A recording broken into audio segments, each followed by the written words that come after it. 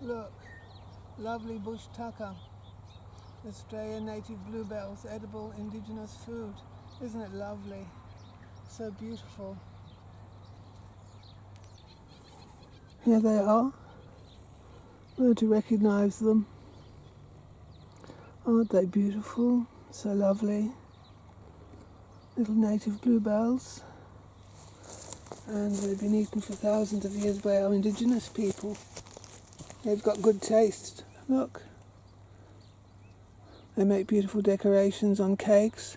You can freeze them in ice cubes. You can put them in fruit salads or vegetable salads. Aren't they lovely? You can put them in sandwiches.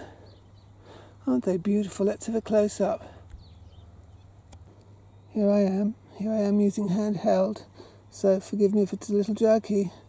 Learn to recognise them. If you're ever lost in the bush, you'll be able to nibble on these beautiful little native bluebells. Aren't they gorgeous? I love them. They always grew where I grew up as a child. They mean Australia to me. They're a little Australiana, little native Australian wildflower. More than just a pretty face. More than just a pretty little thing. So gorgeous. And they move in the wind a little too, don't they? Are they called Wahlenbergia from memory? From memory. I must go and look up the Latin. Aren't they gorgeous?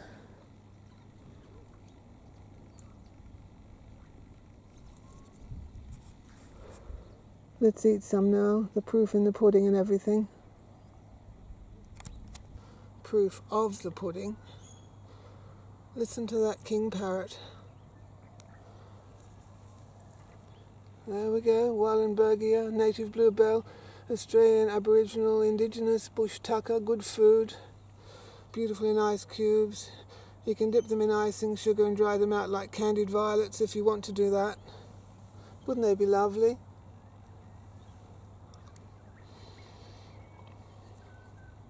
You can make a meal of them.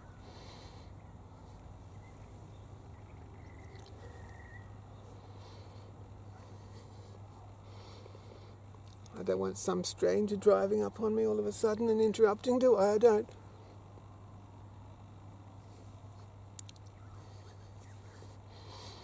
It'd be nice in a salad. You could have this with lettuce, shredded lettuce, and radishes.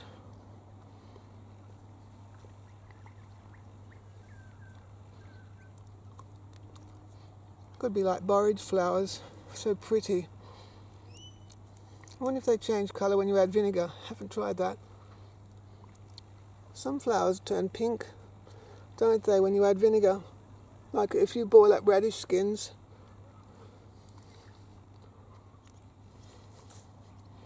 I suppose I should leave some to set to seed. I should.